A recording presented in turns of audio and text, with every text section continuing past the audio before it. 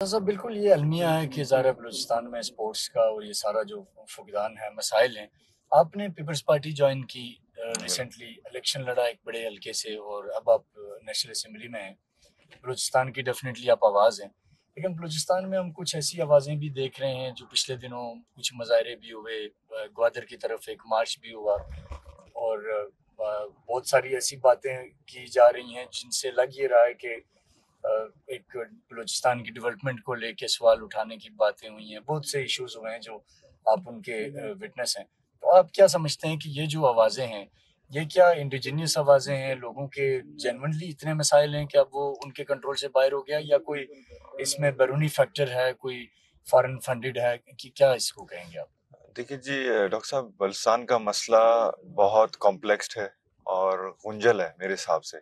और जब से आप एक मसले को डिफाइन करके उसकी सलूशन नहीं निकालते, आप बलुचिस्तान के मसले को हल नहीं कर सकते। ठीक। अगर हम बात करते हैं करप्शन की, बहुत बड़ा मसला है। अगर हम बात करते हैं तालीम की, इंफ्रास्ट्रक्चर की, हेल्थ की, मसले बहुत ज़्यादा हैं।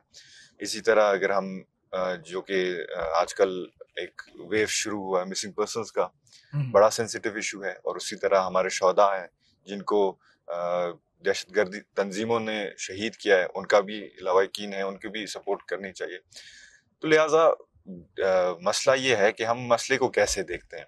अगर हम कहें कि बलुचिस्तान ठीक है, ये भी एक गलत तासुब जाएगा। ठीक। बलुचिस्तान में मसले हैं, लेकिन सलूशन की तरफ हमें बढ़ने नहीं दिया जा रहा। ठीक। जब हम सलूशन की बात करते हैं तो धरने हो जाते हैं। ये मैं नहीं कह रहा कि धरने ना करें, बिल्कुल धरने करें, आईनी हक है आपका। लेकिन हमारे साथ बैठ के हमें सलूशन भी दें। अगर नहीं दे सकते, हमें गाइड भी थोड़ा करें कि आपके जेन्युइन डिमांड्स क्या हैं। ठीक। फॉर एग्जांपल, अगर एजुकेशन का डिमांड है, हम हाजिर हैं। और इसी तरह आपके शो के तवज्जुद से मैं ये भी पैगाम दूंगा कि बलुचिस्तान का जो पहला यूथ पॉलिसी है, हमने वो ड्राफ्ट कराया था और अल्हम्दुलिल्लाह अप्रूव हुआ है कैबिनेट से। उसमें ये होगा कि हमारे पास एक एक्शन प्लान होगा अपने नौजवानों के लिए, नौजवानों को कैसे एंगेज कैसे करें? एंगेज करना है। और नौजवानों को बताना है कि ये आपका हक है, आप हक जरूर अच्छी तरीके से मांगे, भीख की तरह ना मांगे। और खास तौर पर ट्रांसपेरेंसी का हमने बड़ा रखा है कि जैसे मैंने पहले कहा कि गुड गवर्नेंस पे हमें फोकस करनी चाहिए, करप्शन पे जीरो टॉलरेंस करनी यही चाहिए। मैं सवाल आपसे नौज़र साहब लेना चाहूँगा और देखने वालों के लिए भी कि बलूचिस्तान में आप खुद भी ज़रा एक रॉयल नवाब फैमिली से हैं, चीफ ऑफ सरवान की फैमिली से आपका भी ताल्लुक है। तो आप क्या समझते हैं कि जो भी बलूचिस्तान में आज अगर यूथ के अंदर कहीं ना कहीं फ्रस्ट्रेशन है या गुस्सा है और उनको कोई भी फॉरेन पावर एक्सप्लॉइट करती है, तो इसमें फ्यूडल लॉर्ड्स का कितना रोल है, जो आप मतलब अक्रॉस द बोर्ड, एक जस्ट मैं आपकी चीफ ऑफ सरवान को पॉइंट आउट नहीं करूंगा, जनरल बात करूंगा, जितने भी नवाब हैं, सरदार हैं, क्या बिल्कुल। आपके ख्याल से वो भी कहीं ना कहीं इस एक्सप्लॉइटेशन का हिस्सा नहीं है, देखिए या जी, उनकी पॉलिसीज या बैड ये बड़ा गवर्नेंस या अच्छा करप्शन? आपने सवाल की है। बलुचिस्तान का मसले को अगर देखा जाए तो उसमें कई लेवल्स और कैटेगरीज होते हैं। अब हम पहले बात कर रहे थे पॉलिटिकल कैटेगरी की, अभी हम बात करेंगे ट्राइबल कैटेगरी की। बाज़ वक़्त ये होता है कि पंजाब के लोग समझते हैं कि जो आपका सरदारी निज़ाम है वो ठीक नहीं है, वो अच्छी नहीं है। ठीक। लेकिन सरदारी निज़ाम किस लिए बना था?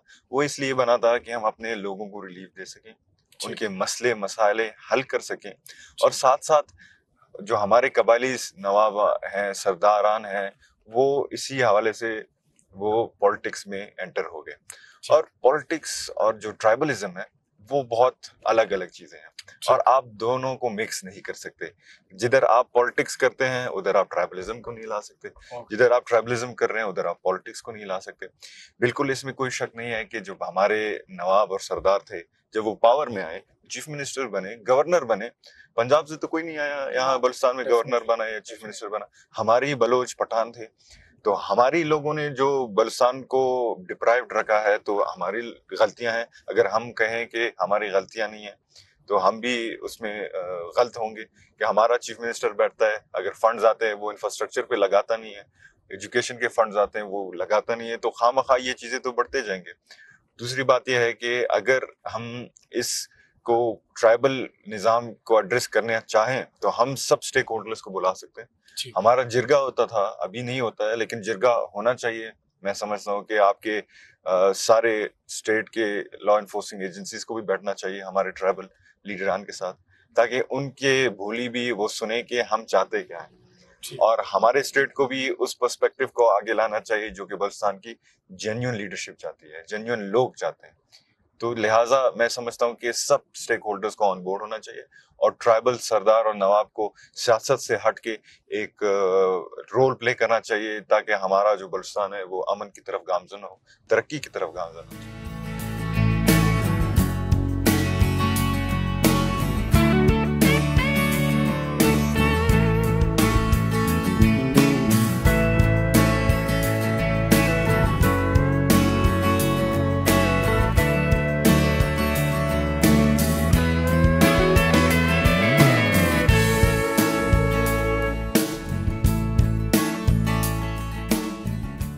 दारुल हुकूमत में खड़े हैं और हमारी खुशकिस्मती है कि अब आप नेशनल असेंबली में हैं। तो यहाँ भी देखें तो ये ग्राउंड एज सच वो फैसिलिटी नहीं है जो कि एक इस्लामाबाद में। ज़रा इंटरनेशनल क्रिकेट की तो वो चलें चंद एक ग्राउंड है वो तो हैं, लेकिन इस टैलेंट के लिए जो अब ये बच्चे हैं तो इनके लिए आपसे हम ये उम्मीद रखते हैं कि आप नेशनल असेंबली में इस पे आवाज़ उठाएंगे। बिल्कुल, as a sportsman, as a नौजवान मैं समझता हूँ कि स्पोर्ट्समैन का जो बेसिक राइट होता है वो ये होता है कि आप उनको फैसिलिटीज प्रोवाइड करें। हमारे यहाँ अगर हमारे पास ग्राउंड्स अच्छे नहीं है, ट्रेनिंग सेंटर्स अच्छे नहीं है, हम कैसे, पैशन तुम्हारे पास है, टैलेंट तुम्हारे पास है, इस पे इंशाल्लाह मैं जरूर नेशनल असेंबली पे आवाज भी उठाऊंगा। चेयरमैन साहब से मैंने रिक्वेस्ट भी की है कि बलूचिस्तान में एक आप क्रिकेट या फुटबॉल ग्राउंड आप उसके इनिशिएटिव लें, और साथ साथ जितने भी हमारे स्पोर्ट्स बॉडीज हैं उनसे भी मैं रिक्वेस्ट करता हूँ आए एक पेज पे हो जाए। स्पोर्ट्स को ही हमें प्रमोट करना है, रिकमेंडेशन दें, सियासत बिल्कुल ना करें। सियासत जो तबाही हमारे स्पोर्ट्स में है उसकी बड़ी वजह यह है कि हम सियासत करते हैं। यानी वो स्पोर्ट्स के अंदर जो फेडरेशन या जो ग्रुप्स या जो फैसिलिटीज, बिल्कुल फेडरेशंस भी बनी है, पैरेलल बॉडीज भी बनी है। दूसरी ये है कि जो हमारे स्पोर्ट्स के मैदान है उनमें भी हम सियासत करते हैं, उनमें भी हम जलसे करते हैं। क्या बाहर मुल्क में ये होता है? नहीं होता। स्पोर्ट्स पॉलिसी को आप अपना अपडेट करें और इसमें ये लागू जरूर करें कि स्पोर्ट्स के मैदानों में कभी भी किसी को भी आप इजाजत ना देंगे कि वो आके जलसे करें, और हमारा जो स्पोर्ट्स का ग्राउंड स्पोर्ट्स के लिए बना है उसको सियासत के लिए इस्तेमाल करें। और दूसरी टीम की तरफ भी हम चलते हैं, ये तस्वीर हो जाए फिर नाज़रीन। हम आपको बेसिकली ये जो इस वक्त हम नवाबजादा मीर जमाल रेसानी साहब के साथ हैं, हमने इन्हें रिक्वेस्ट की, इनकी एक एक्टिविटी प्लान थी तो हम उसका हिस्सा बने, साथ आए। तो इनका ये देख के हमें भी बड़ा अच्छा लगा कि यूथ से मिलते हैं, स्पोर्ट्समैन हैं, खुद भी बलूचिस्तान में बतौर वज़ीर खेल बड़ी इन्होंने एफर्ट की। लेकिन अब क्योंकि ये एक बहुत बड़े अवान, पाकिस्तान के सबसे बड़े अवान में है, नेशनल असेंबली में है, बड़ा फोरम है, तो हमें इनसे ज़ाहिर सवाल भी करने हैं, इनके सामने ये जो खस्ता हाली है वो भी रखनी है। तो अब हम यहाँ दो टीमों से मिले। ये खुरम साहब शायद इस्लामाबाद की टीम है जी, इस्लामाबाद और अब जो है सिंध की टीम है। जी, तो थोड़ा सा मैं इसके इस्लामाबाद के डायनामिक्स बता दूं जी कि अगर पूरा फैसिलिटीज वाइज देखा जाए, पूरे अगर डोमेस्टिक के हवाले से ग्रास रूट जो क्रिकेट होती है, club cricket, one of the best जो अगर इंफ्रास्ट्रक्चर है वो आपको इस्लामाबाद में नजर आएगा। जिंदगी इस्लामाबाद में डायमंड क्रिकेट ग्राउंड है, फिर आपका शालीमार क्रिकेट ग्राउंड है। फिर इस्लामाबाद की एक तारीख है कि यहाँ पर पाकिस्तान की 70% जो है आपकी domestic cricket first class matches वगैरह होते रहे हैं। और यहाँ सबसे अच्छी बात ये है कि हर क्लब के पास यहाँ पे एक क्रिकेट ग्राउंड है जिसमें ये फैसिलिटी है। बाकी अगर दूसरे एरियाज में जाए तो इस तरह की फैसिलिटीज नहीं है। जिस तरह से नवाब साहब से उस वक्त बात हो रही थी, स्पेशली बलूचिस्तान में बहुत ज्यादा टैलेंट है, तो हम उसको टैलेंट को हमें ना प्रमोट करना चाहिए। जिस तरह से केपीके से काफी ज्यादा प्लेयर्स आने स्टार्ट हो गए हैं, आपके पंजाब से ज्यादा आते हैं, तो इस तरह की फैसिलिटीज उधर भी होनी चाहिए। तो बाकी अभी सेन की तरफ चलते हैं, फिर उधर के हवाले से मैं थोड़ा सा आपसे डिस्कस करता हूँ, स्पेशली न्याज स्टेडियम के हवाले से। शुक्रिया सर कि आपने ये सारी एक्टिविटी में हमारे नाज़रीन को देखने का मौका दिया। मलिक साहब आपका बहुत बहुत शुक्रिया कि आपने ये सारी चीज़ों में हमें भी बताया कि जिस तरह से यहाँ एक्टिविटी हो रही है। तो सर सिंध के ऊपर भी अब आते हैं। आपकी ज़रा पार्टी बेसिकली आपकी क़यादत भी सिंध में है और सिंध का बड़ा नाम भी है, सियासत में भी, कबायली एतवार से भी, और चेयरमैन साहब आपके वो भी यूथ हैं। तो लेकिन क्या वहाँ की यूथ को वो फैसिलिटीज़ हैं? ये जो नौजवान हैं इनसे आप ज़रा अपने तौर पे भी बात करेंगे, और अगर नहीं है तो उनको कैसे आप अपग्रेड करेंगे? बिल्कुल जी, जैसे मैंने पहले भी अर्ज की है कि जो हमारा चेयरमैन है उनका यूथ पे और खास तौर पे स्पोर्ट्स पे बड़ा फोकस है। और आपने शायद देखा होगा कि जो हमारे सिंध के स्पोर्ट्स मिनिस्टर हैं मोहम्मद बख्श मेहर साहब, वो खुद भी नौजवान हैं और स्पोर्ट्समैन भी हैं, क्रिकेट फुटबॉल भी वो खेलते हैं। तो लिहाजा आहिस्ता आहिस्ता बेहतर हो रहे हैं और उन्होंने कुछ इनिशिएटिव्स लिए हैं, क्योंकि स्पोर्ट्स ही एक वाहिद फील्ड है जिस को हम यूटिलाइज करके नॉर्मलिसी की तरफ बढ़ना सकेंगे, क्योंकि हमारे पास कुछ ऐसे नौजवान हैं जो कि स्कूलिंग नहीं करते। एक फैक्ट है कि हमारा जो लिटरेसी रेट है बहुत कम है, खासतौर पर सिंध और बलूचिस्तान में। तो हमें चाहिए कि हम स्पोर्ट्स पे फोकस करें ताकि उनके कैरियर एस्टैब्लिश हो, एंटरप्रेन्योरशिप की तरफ बढ़े या तो स्पोर्ट्स की तरफ बढ़े। क्योंकि अगर हम वक्त को तो पीछे नहीं ले जा सकते, इनको स्कूल में दाखिल करके उनको पढ़ा के हम डॉक्टर बना दें, लेकिन हम उनको प्रोफेशनल एथलीट जरूर बना सकते हैं ताकि वो अपने जो कैरियर्स हैं रिस्पेक्टिवली वो उस शोबे के साथ मुंसलिक होके अपना एस्टेब्लिश करें। बिल्कुल। स्पोर्ट्स के हवाले से नवज़त साहब एक आखिरी सवाल, लेकिन ये बहुत सारे स्पोर्ट्समैन के दिलों में है, हो सकता है ये बच्चे भी, अगर आपको पसंद आए तो आप लोग इस पे अपनी राय दें।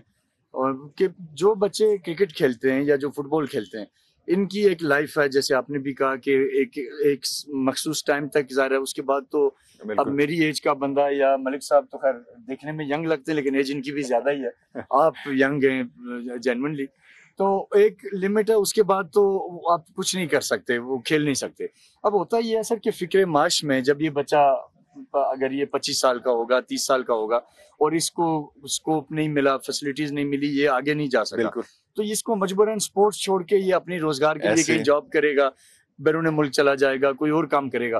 तो आप being a youngest MN in national assembly और फिर बीइंग अ स्पोर्ट्समैन और being a former minister sports, क्या ऐसा कोई रोल प्ले कर सकते हैं इस बड़े आह्वान का इस्तेमाल करते हुए अपनी स्पीचेस में, अपने प्राइवेट इंटरेक्शंस में, पार्टी मीटिंग्स में, कि इस तरह की आप पूरे मुल्क से चंद 100 नौजवानों को, 1000 नौजवानों को आइडेंटिफाई करके उन्हें इतना मंथली कोई छोटा मोटा उन्हें मिलता रहे कि कम से कम वो अपनी स्पोर्ट्स को जारी रख सके, उसे रोजगार की परेशानी की वजह से क्रिकेट को या फुटबॉल को या हॉकी को छोड़ के उसे अपनी एक नई दुनिया में ना जाना पड़े। बिल्कुल, ये पॉसिबल है, इंशाल्लाह पॉसिबल है और इस पे हम काम भी कर रहे हैं कि हम अपने, क्योंकि ये अभी नौजवान बैठे हैं, इनका ही दौर आया हुआ है ना। मैं अभी 25 साल का हूँ, स्पोर्ट्स अगर मैंने खेला तो ठीक था, परफॉर्मेंस अच्छी थी तो सही था, लेकिन अभी मैंने छोड़ा है तो मैं वापस आके तो नहीं खेल सकता। तो इनका टाइम है, तो लिहाजा इंशाल्लाह ताला हम ऐसी पॉलिसीज लाएंगे ताकि हमारे गवर्नमेंट भी उसकी पाबंदी करे कि हमारे जो नौजवान है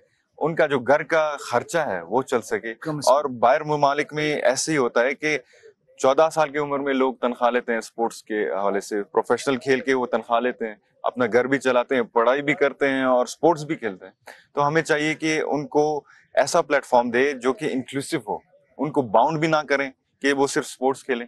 उनको अगर बिलफर्ज शायद इस एज में वो अच्छे खेल रहे हैं और बढ़कर उनका परफॉर्मेंस अगर डिक्लाइन करता है तो फिर क्या करें उनके लिए, उनको बिजनेस माइंडसेट भी हम दें, कारोबारी माइंडसेट है, उनकी तालीम की तरफ भी थोड़ा तवज्जो दें, तो लिहाजा उनके लिए एक ऐसी इंक्लूसिव पॉलिसी हो ताकि उसका जो प्लेटफॉर्म है, फाउंडेशन है, वो स्ट्रांग हो। बिल्कुल।